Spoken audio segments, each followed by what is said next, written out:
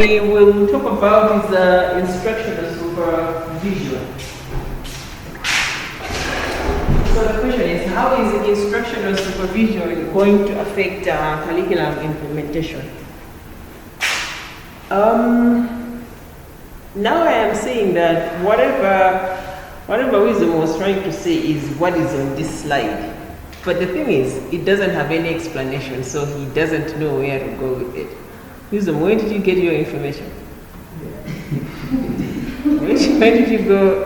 Where did you get your information? You got it from a book? And the book didn't explain? It just listed like that? Where is the book? In the library?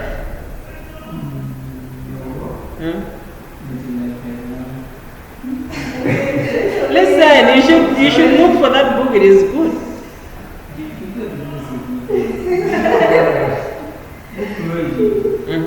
And the guy I know, of course, this is my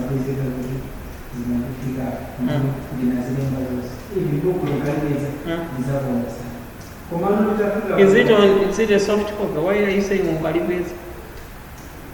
It's lost? Oh.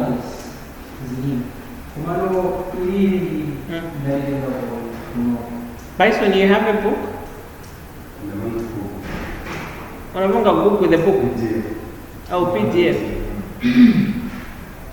So if you have the PDF, then why are you not able to tell us what's happening?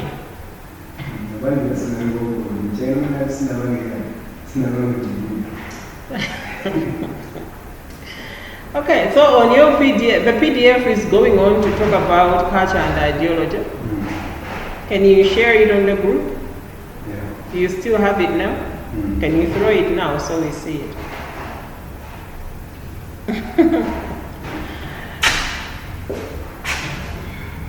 The thing is, the things are there, the points are there, but they're not explained, and therefore you're like, so what does this mean?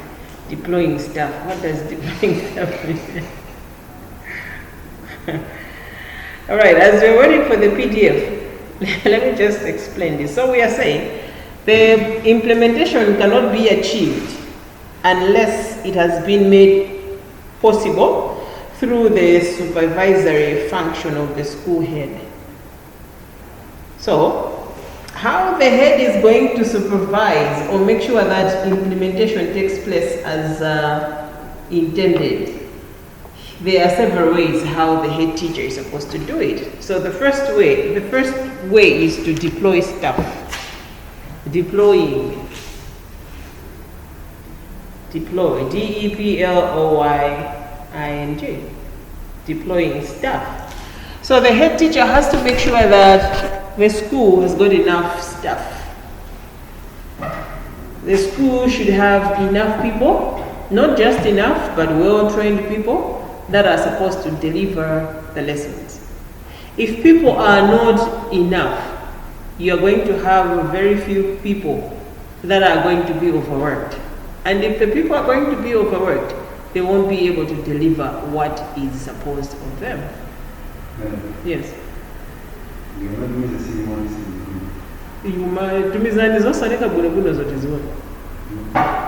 It's just a link that's coming.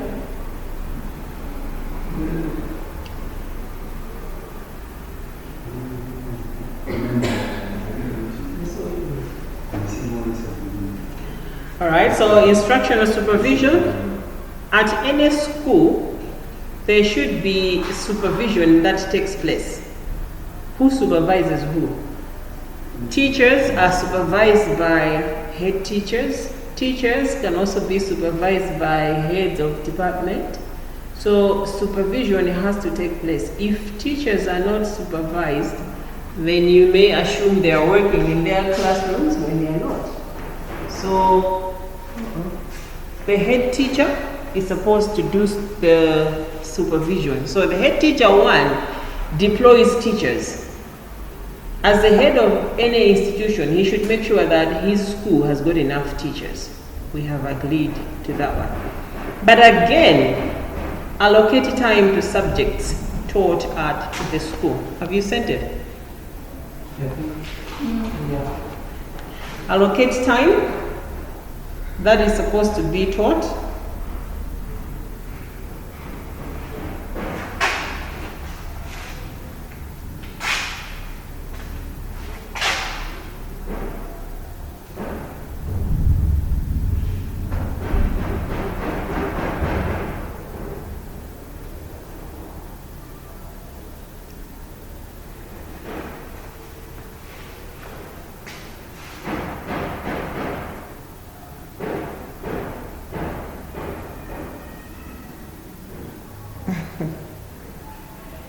So why are you saying this is not showing properly?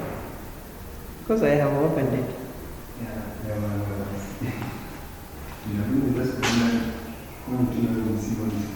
Oh, okay. Factors affecting curriculum implementation for students. Almost like everything that we have here, right? So, culture and ideology. Ah, I get it. Culture and you're looking at culture and ideology. There's almost nothing that has been explained. Eh? Now I get it. Where is the instructional? What was yours again, Wisdom? Instruction. No, okay, that's the one that we are talking about it now. Yeah, this is good. And assessment is also there.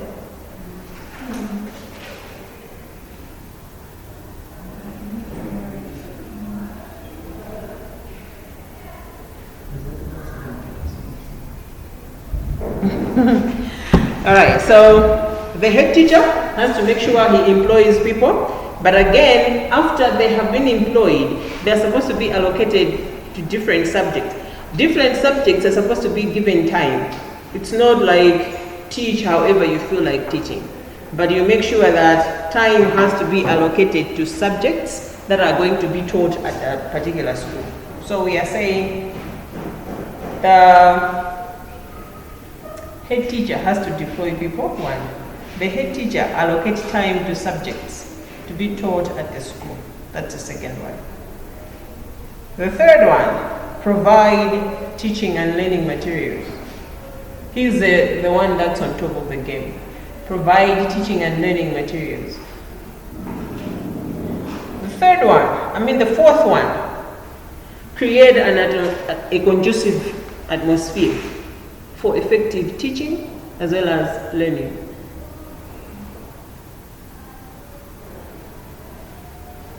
What are we talking about here?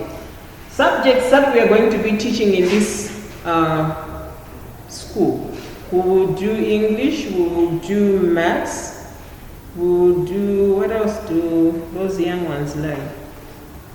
Anyway, whatever subjects they can choose to be taught at that particular school, the head teacher has to make sure that he has come up with a timetable whereby every class, every subject has been given a specific time. Do not allow the teachers to teach as much as they can or as much as they want, because you will discover that other teachers will teach what they want longer than what they don't like teaching. There are other subjects that students or the learners, they like learning and teaching is fun. So you may discover that teachers are only teaching such kind of subjects. But at every subject, let there be allocation of time. And when the time finishes, some bell has to ring somehow so that the teacher knows I have to switch to a different subject. If anything, maybe she or he is going to go out and then somebody else comes to take on the second subject. But this is supposed to be done by the head teacher. What are we doing? Instructional supervision. And apart from that, you are supposed to provide teaching and learning materials. The head teacher has to make sure that my school has got everything that my teachers require. You can have professional teachers that are competent, but if they don't have teaching materials, it's not going to work. if the learners do not have learning materials, it is not going to work. So it is the job of the whole head teacher to make sure they have collected everything that is supposed to be there. Creating a conducive environment. How does a head teacher create a conducive environment? By being friendly to the fellow teachers. You can be friendly to the fellow teachers, but at the same time, you need to find a better way of correcting mistakes. Someone has done something wrong, you are on them shouting on top of your voice. That's not going, people are going to be afraid. It's not going to be a very good environment. Apart from that, what are you giving to the teachers? How much are they earning? What kind of work is assigned to them? How many classes is one person assigned to? How many learners per person? So all of that is going to affect the environment in as far as teaching is concerned. More students in a class, one teacher, it is going to affect the teacher, it is going to affect the learner as well. If the teachers are receiving less, it is going to affect the way the teacher is going to teach, it is also going to affect how much the learners are going to learn.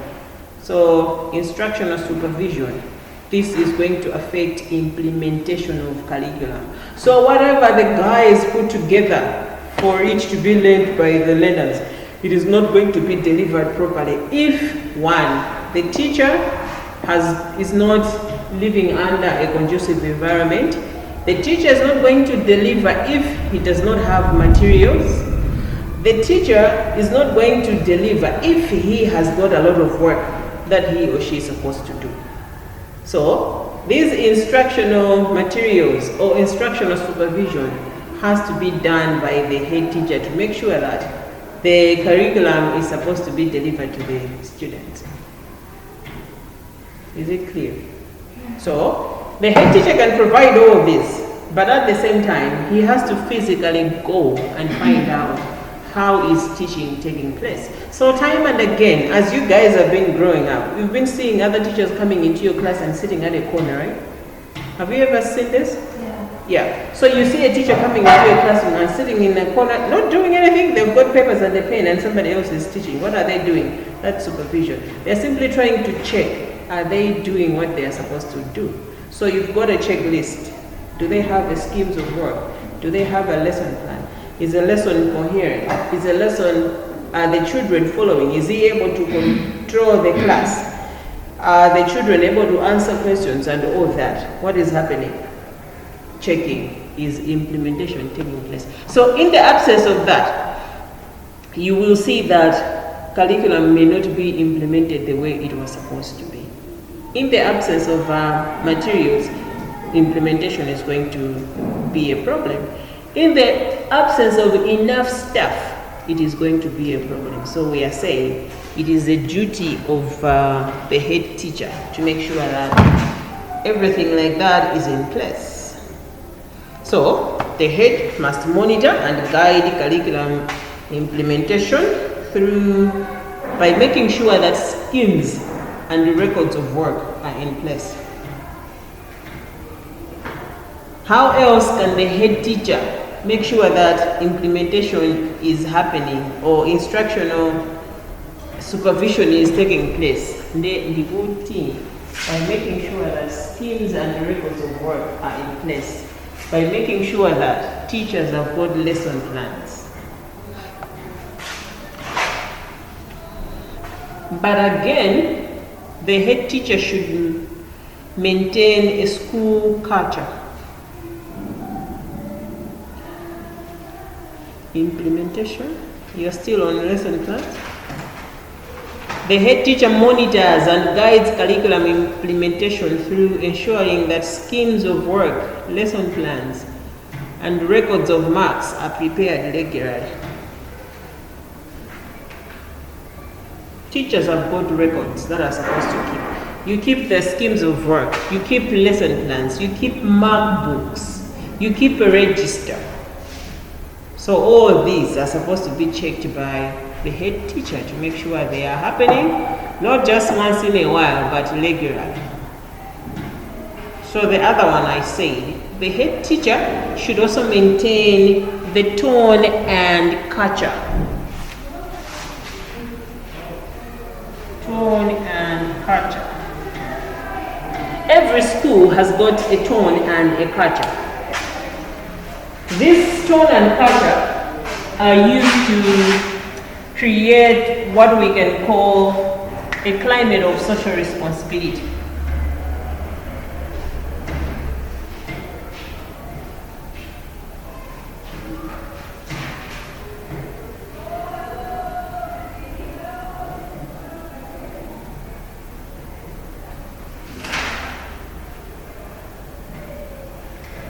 Tone and culture of the school helps to create a climate of social responsibility in a school.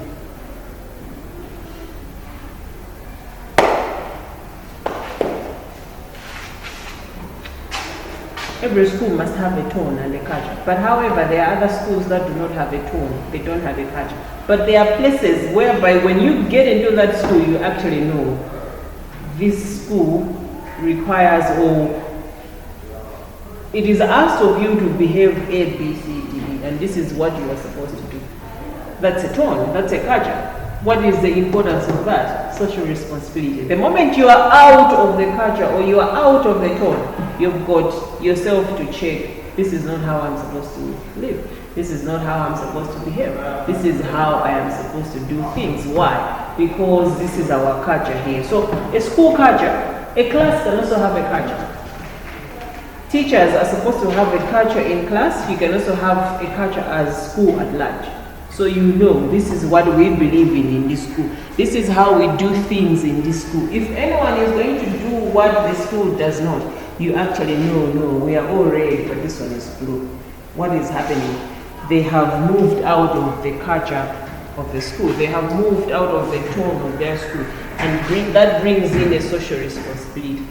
You actually know yourself when you are out, when you're not behaving the way you are supposed to behave. Does that make sense? Do we have a tone here? Do we have a culture here? We don't, right? If the culture is there, then it is very small. It is very short. So you can miss classes whenever you feel like. You can attend them whenever you feel like. You can submit assignments whenever you feel like, even though the due date is gone and all that. So you will find that in other universities, the due date, it's 12 o'clock Friday. It's nothing like 12:30. So that's a tone of that school.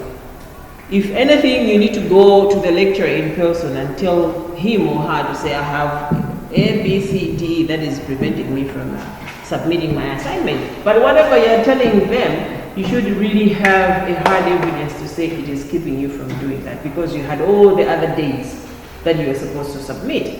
But at the same time, there are other schools, when you miss classes, that's an issue. So when a new student comes in, everybody else will tell them, you know what? Why? It's a tone, it's a culture that has been built. So this culture is going to help every individual to have a social responsibility. So that even goes down to the little ones. The little ones, they know this is how we are supposed to behave. This is how we have been told to do things. So tone and culture, very important. Who brings in this one? This one is the head teacher. How strict the head teacher is, how significant the tone as well as the culture is going to be. Alright, so bottom line, what we are saying is curriculum implementation is not going to take place where the head teacher is incapable of executing supervisory functions. So everyone needs to be supervised at one point or the other. The other one is the assessment. So assessment comes in different forms. I can ask questions. When I ask you questions, I am also assessing you, just to find out, are we on the same page? Are these guys understanding what I'm trying to say? But there are times I can assess you through examinations. So assessment in the form of examinations influence curriculum implementation tremendously. So you can use any other types of assessments, but the one that influences curriculum implementation is examinations. So examinations, assessment in the form of examinations influence curriculum implementation tremendously.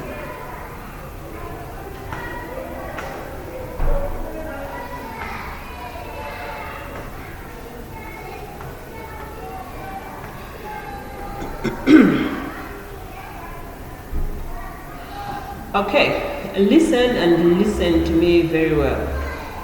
When the curriculum development team is putting the content together, the idea is whoever is going to go through the materials, they should be well versed with the content to pass exams, but at the same time, as a human being, they should be helped as well. The other time I was saying, if you look at the secondary school content, you will see that they are writing things in a way that if someone is going to leave school at Form 3, they will be able to go back home and keep chickens. They will be able to go back home and keep pigs. Why? There is pig production, there is chicken production, there is different types of crops that they have actually put in books so that learners should be able to learn. So my point is, when curriculum is being developed, yes, it is being developed so that kids should pass exams, but at the same time, we are trying to reach out to this kid holistically as a person, character-wise, right, knowledge-wise, so that they should develop in all aspects of life. So assessment is going to affect curriculum implementation, because when you assess the child, you will be in a position to know whether whatever you've been teaching them was getting into their mind, right?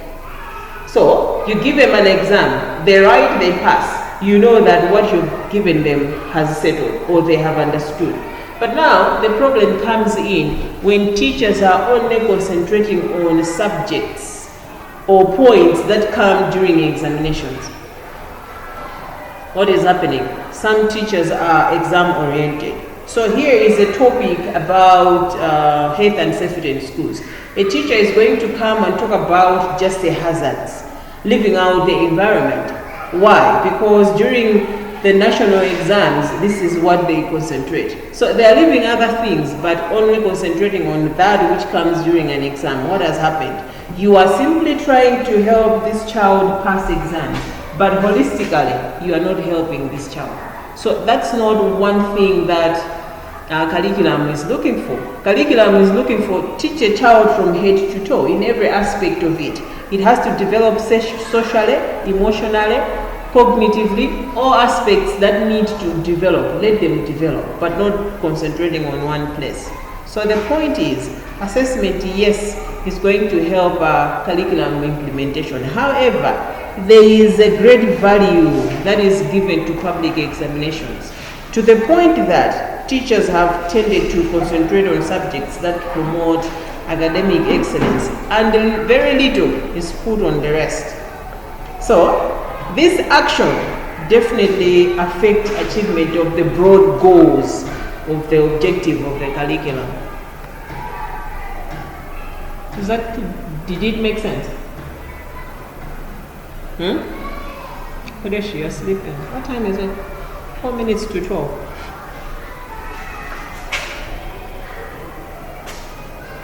Did that make sense? Whatever garbage you've been giving to the children, you're going to get it back during time of exams.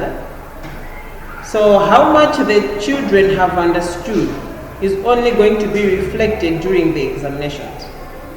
True, right? So, what you are going to get, the answers that you are going to get are going to help you adjust the way you are teaching, period. What is happening? Assessment is helping you to assess or to implement calligram. So, this is side B, whereby I'm saying, however, assessment also has got another dark side of it, whereby teachers only concentrate on those things that are examinable. So they leave out everything, only teach the examinable things. So when that happens, you are not helping the child because development is happening on one side. You talk about the Catholic schools. What do those guys do? When they reach Form 3, Form 3 third term, everything else has been taught. What do? They've got piles and piles of papers. So they've got hundreds of papers that they go through, and during exams, they are the same questions that are being recycled. So these kids, they are in a position where they come across a question which has been discussed already. So they look at it, oh, we have discussed this in class. They answer it. Come exams, 2 points. Is this 2 points real? Yes, it is real because the answer was seen somewhere else. Okay, let them go to the university. They are at Unima, wherever. Now, where reasoning needs to be applied. Then we need 1,000, what is happening? Most of them, when you look at them, they are the ones that are coming from Catholic schools. What is happening? They memorize. They look at an answer, they know they look at a question, they know the answer, they write it, but in their mind, there is no reasoning that is taking place.